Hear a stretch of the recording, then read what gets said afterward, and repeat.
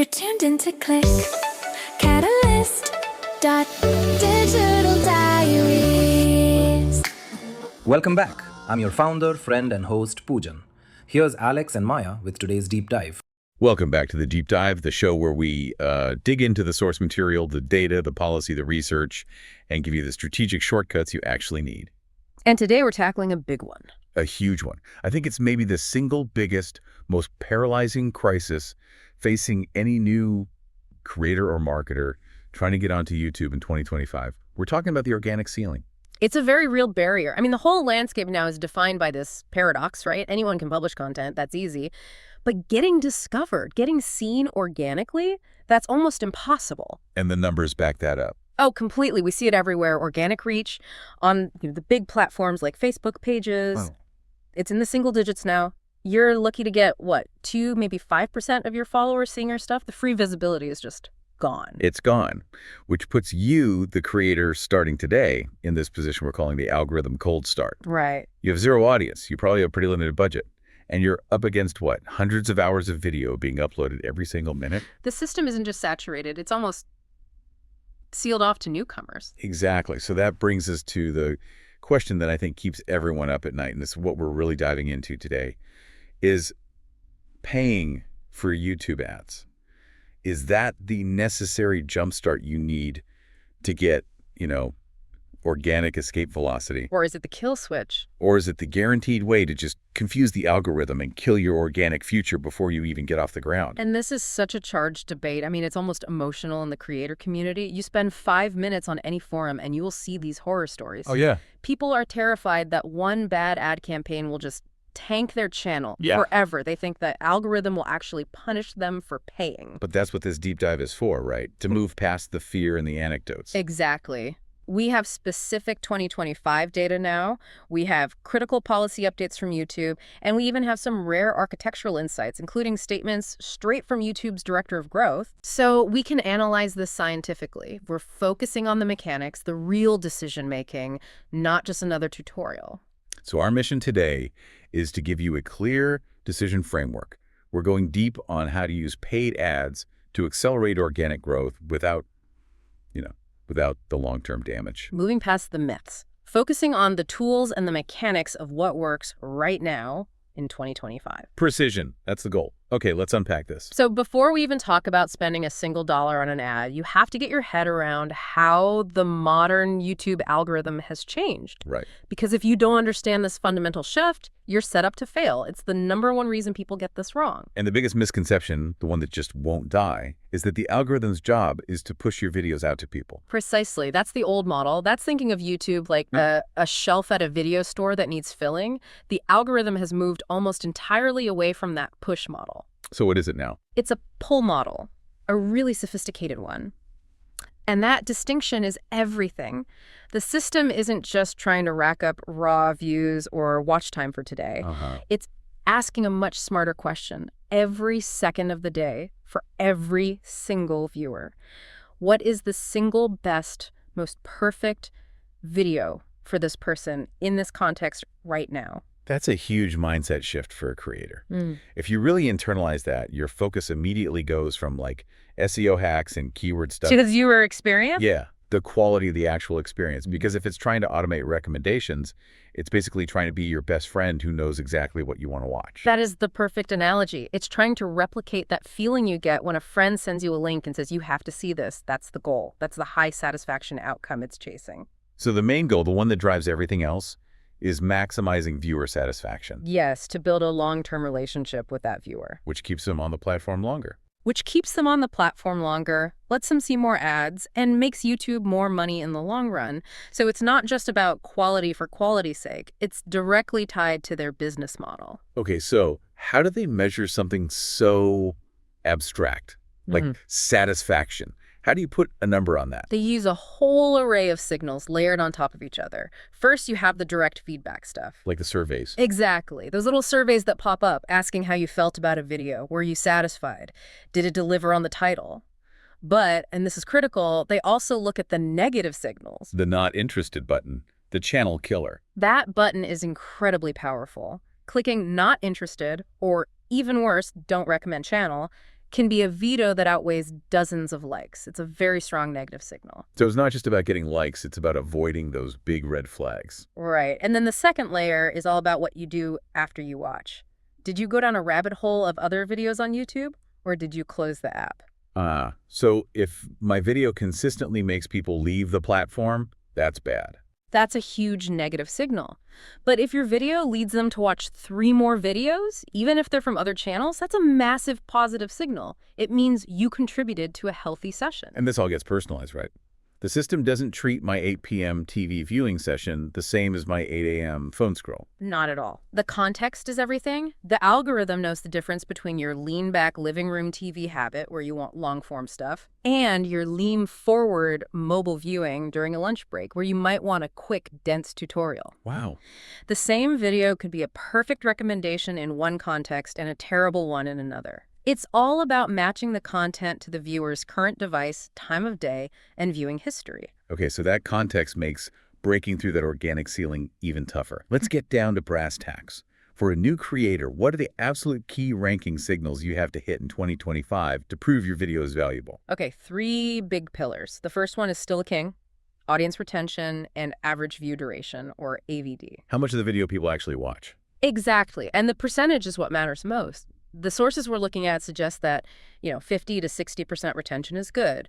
But if you can hit 70%, meaning the average viewer watches almost 2/3 of your video, Then you get priority. you get a huge priority boost in suggested videos and on the home feed. It's a massive signal of value. But the pressure is all on the intro. It's all in the first 30 seconds. If you lose them in the first 15 seconds, that's a profound signal of dissatisfaction. The algorithm sees that as a failure to deliver on the promise of the thumbnail and title, and your chances of recommendation just plummet. Okay, pillar 1 is retention. What's number 2? This is where it gets really futuristic. This is pillar 2, semantic relevance. And this is not your grandma's keyword optimization. Right, we're past just stuffing tags. We are so far past that. The algorithm is using large language models now, almost certainly Google's own Gemini models, to understand what your video is actually about. How deep does that go? It's analyzing the entire script, the audio track, the closed captions, any text you put on screen. It's even looking at the sentiment of the conversation. So if my title is Funny Cat Fails, but the video is a 20-minute lecture on feline history. The AI is now smart enough to know it's a history video, not a cat video. And it will classify it accordingly, probably suppressing it because the title and content are mismatched. Which means being clear and focused on one topic is more important than ever. It's crucial. Trying to stuff keywords is now counterproductive. What you want is natural, detailed language about a specific topic.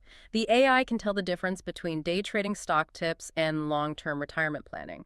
It puts them in different thematic buckets, which is how it finds that perfect niche audience for you.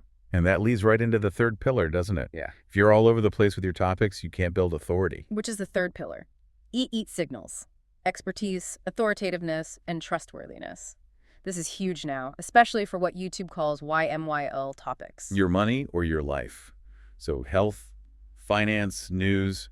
Anything high stakes. The algorithm is looking for signals that you know what you're talking about. But how does it know around? Oh, It can't check your credentials. it looks for proxies. Consistency is a big one. Sticking to one niche builds authority over time. But within a video, it looks for things like citing credible external sources, linking out to, say, a government health website or a major financial publication in your description. So it's about showing your work. Exactly. It's about demonstrating expertise through transparency and verifiable facts, not just making claims. If you're inconsistent or your content is just pure speculation on a serious topic, the algorithm will struggle to classify you as an authority, and your organic reach will suffer. So viewer satisfaction, deep semantic relevance, and demonstrated authority. That makes the algorithm cold start feel almost impossible to overcome. It does. And you can see why a new creator looking at that mountain would think, I'll just pay for some ads. But that opens up this whole other can of worms. The big one. So let's just tackle this head on. The core fear in the creator economy. Does running Google ads on your video directly hurt your organic reach? Yeah. Because you have the official policy on one hand, and then you have all this anecdotal creator experience on the other. And that clash is where all the confusion comes from. So let's start with the official line. YouTube policy is very clear.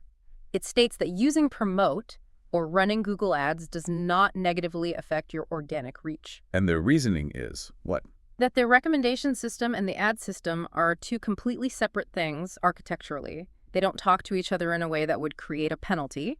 Organic reach is based on how viewers react when they find your video naturally on the homepage and search, etc. Okay, that's what YouTube says. But why does it feel so different on the ground? Why do so many creators run a bad campaign and then see their organic numbers just fall off a cliff for months? What? Where's the breakdown? The breakdown is what we're calling behavioral pollution. This is the real danger. The ad system doesn't punish you.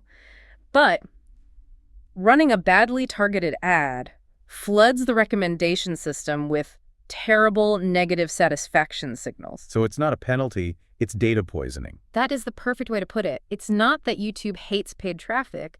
It's that the algorithm sees the disastrous behavior of that paid traffic and concludes your video must not be very good. Okay, give me a concrete example. How does this actually happen? All right, imagine a small creator. They make a super detailed 15-minute tutorial on some niche video editing software. Their small, organic audience of pro editors loves it. They get, say, 55% average view duration. Great number. Fantastic numbers. But then the creator decides to run an ad campaign with really broad targeting, just, people interested in technology in the United States. So it goes out to millions of people who have no idea what this software is. Exactly. So a random person sees the ad, they're a bit curious, they click, and they realize in about 8 seconds that this is not for them, and they're gone. They skip immediately. Instantly.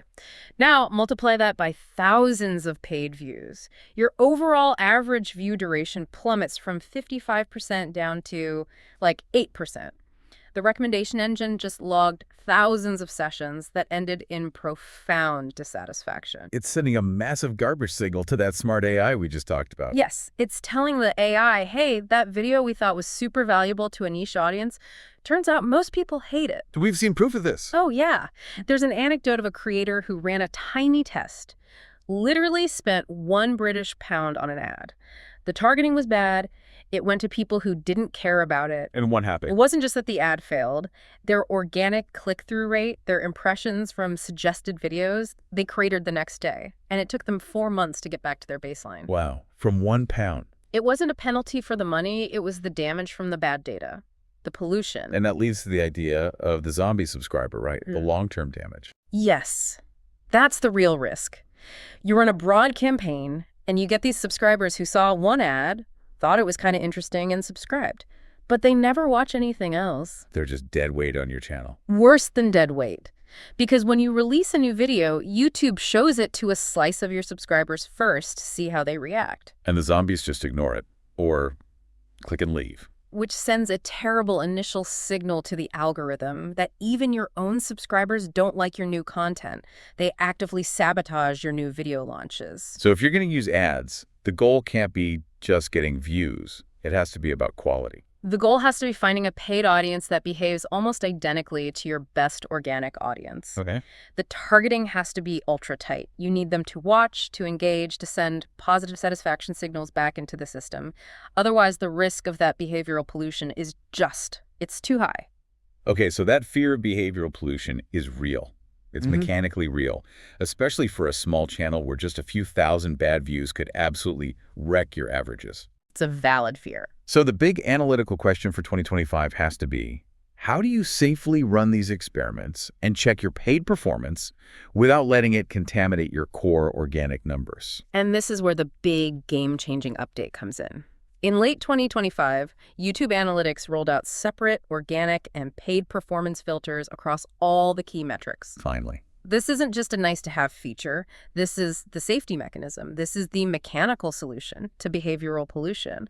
It gives you the isolation you need to run ads without flying blind. So this is the KPI shielding we've been asking for. If I'm a creator and I log into my YouTube studio right now, what does this actually let me do? It gives you 3 huge advantages. Yeah. The first is true content evaluation. You can now look at your organic retention for a video in total isolation. Okay. If that organic number is strong, you know your video, your creative is good, it works. If your paid results are terrible, you now know with certainty that the problem is your ad targeting, not the video itself. That is a massive diagnostic leap. You're not guessing anymore. If your total AVD is like 15%, you can now filter and see, oh, my organic AVD is 55%, but my paid AVD is 5%. And you immediately know, fix the ads, not the video script, which is the second benefit, immediate diagnosis.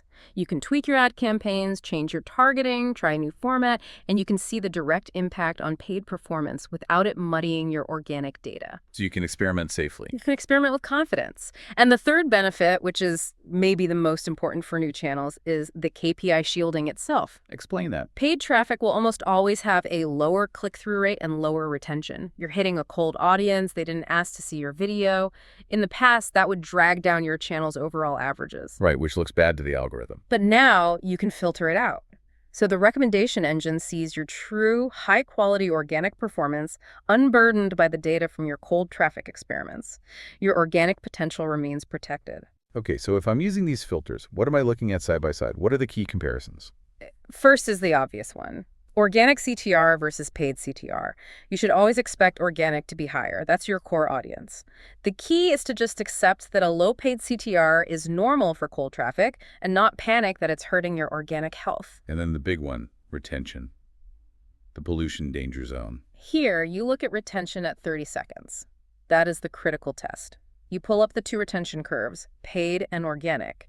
If that paid curve drops off a cliff compared to the organic one, your targeting has failed. You are actively creating behavioral pollution. That graph is the ultimate diagnostic. It's the smoke detector for bad paid traffic. Your goal is to find a paid audience whose retention curve mimics your organic one as closely as possible. You mentioned earned actions before. Can you define that again? Because it sounds like a real measure of success here. It is. Earned actions are the holy grail. These are things like earned views, earned likes, earned subscribers, or shares that happen within 7 days after someone sees your ad but without another paid click. So the ad introduced them to me. And the content was so good that they came back on their own later in the week to watch more. That is the ultimate proof that you found a high-intent viewer. You found a new member of your true audience. That's the signal the algorithm loves. It's pure gold. But, and this is an important note for anyone chasing monetization, these earned actions do not count toward your YouTube partner program goals. The 4,000 watch hours and 1,000 subs. Correct. YouTube deliberately separates them to emphasize that their role is as a strategic seed for long-term growth, not a shortcut to monetization. Got it. And one last technical note. They changed the name of views in the ad platform. They did. In late 2025, what used to be called views in Google Ads is now TrueView views. It's a small change, but it's to clarify the billing. A TrueView is only counted if someone watches 30 seconds of your ad or interacts with it. So it just reinforces that separation between a paid billable action and an organic view. Exactly. It's all part of this move toward more clarity and isolation between the two systems. So the consensus is that ads can be safe now, thanks to these tools, if you're smart about it. But why even take the risk? Why bother paying at all if organic can still work eventually? To answer that, you have to look at the huge structural changes happening to YouTube itself in 2025. You have to understand just how hard it is to get seen. We're back to the content saturation problem. It's saturation, but it's also a deliberate platform shift. We're seeing a major change in the YouTube home feed, and it's all being driven by the insane push for YouTube Shorts. What does that actually look like for a user opening the app? The data is pretty shocking. Some reports showed that organic browse recommendations for traditional long-form videos dropped by as much as 80% in late 2025. 80%? Wait, say that again? Up to 80%. Think about your home feed. You used to see a row with maybe 6 long-form video thumbnails. Now, that same row might only have 2. The rest of that valuable screen space, it's been replaced by shelves of YouTube Shorts. That's a catastrophic blow to organic long-form discovery. If 80% of the storefront windows are just gone, it becomes a winner-take-all game. The algorithm has to be incredibly selective about the few long-form slots it has left. It's only going to show videos that are already proven grand slams. So for a new channel with no data, it's almost impossible to break into that feed. You can't just wait to be discovered anymore. You can't. Which leads us to the new tool set for paid promotion and this big shift from what were called video action campaigns, or VACs, Right. to the new demand gen campaigns. Is this just a rebrand or is it something fundamentally different? It's a fundamental shift in strategy, all powered by machine learning. All the old VACs were automatically migrated to demand gen by mid-2025.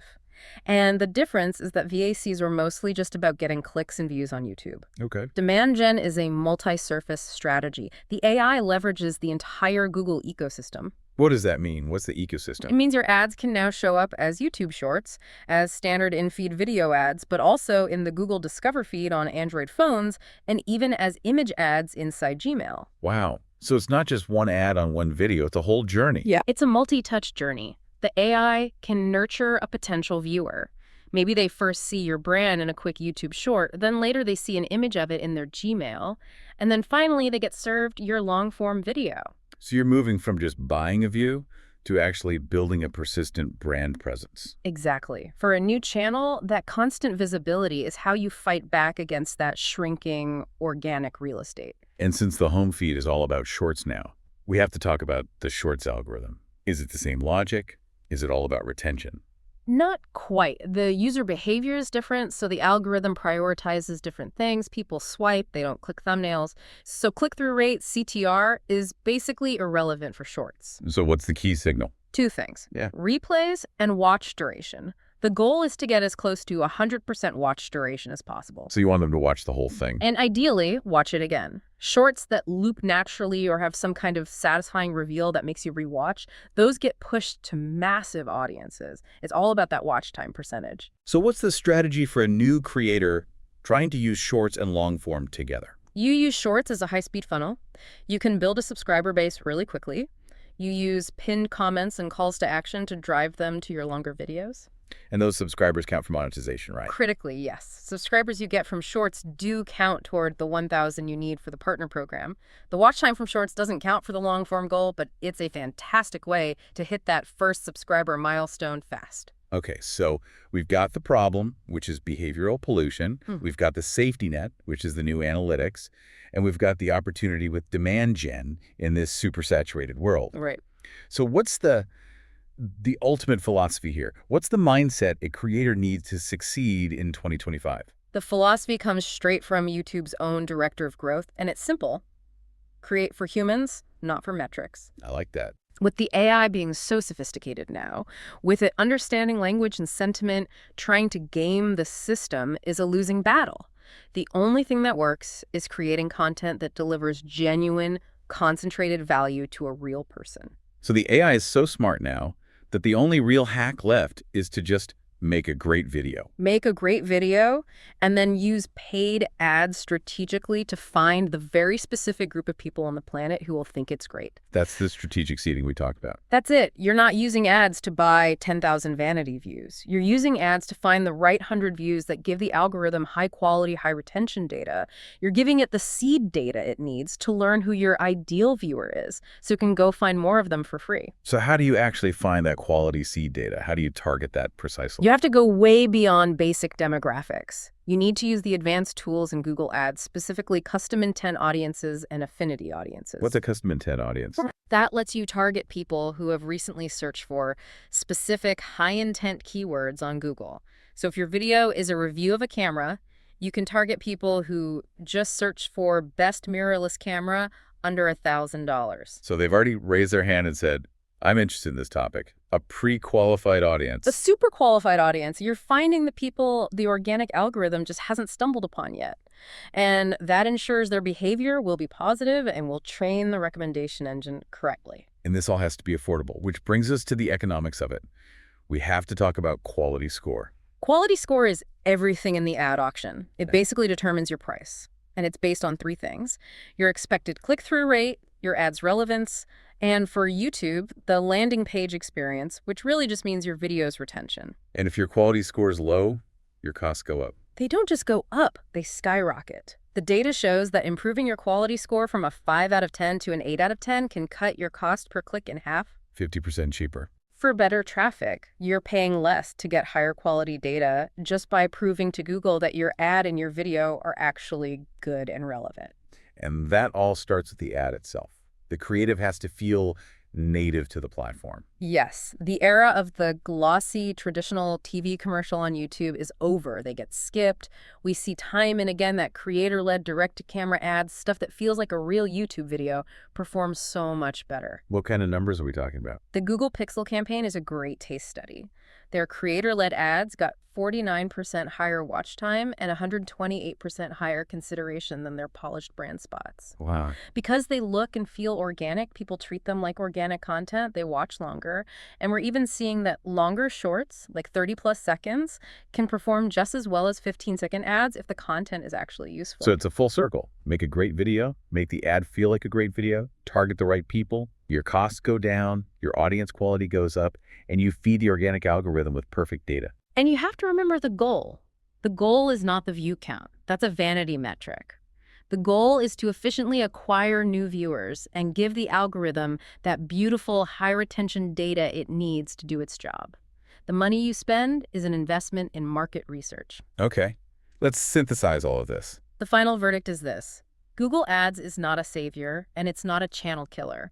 Its effect is entirely conditional. It depends completely on the precision of your targeting and the quality of the signals you generate. The risk of behavioral pollution is very real. It's very real, but the 2025 analytical tools, those separate filters, are your safety net. They finally let you run paid experiments without poisoning your own data. You can finally tell if the problem is your content or your ad targeting. So for that new creator with zero audience facing that organic ceiling, a smart hybrid strategy seems like the only way forward for long form. It's the most viable path. Use hyper-targeted demand gen campaigns to force your way into that shrinking feed. But you have to treat your paid ad retention data as your most important KPI. That retention curve is your diagnostic tool. If it's high, great, you're feeding the engine. If it's low, you have to pause that campaign immediately before you do more damage. It all comes back to intent and value. Which leads to one last thought. This is where it gets really interesting for me. Okay. If YouTube's AI is now this sophisticated, if it can understand language and sentiment and tell the difference between a genuine high-intent viewer and a low-intent paid click, does that mean the only real sustainable way to game the algorithm is to stop trying to game it at all? I think so. Is the only shortcut left just to create the single best, most valuable piece of content you possibly can for your specific niche? The evidence all points that way. Incredible content quality combined with surgically precise targeting to find its first audience. That seems to be the last and most powerful lever you have left to pull. Everything else is just noise. Something for everyone to think about. Thank you for this breakdown. This was incredibly valuable. That wraps up this episode of ClickCatalyst.digital Diaries. Thanks to Alex and Maya for the deep dive. For more clarity on Google Ads and marketing analytics, explore ClickCatalyst.digital. Understand performance. Decide with confidence. You're tuned into Click Catalyst. Digital.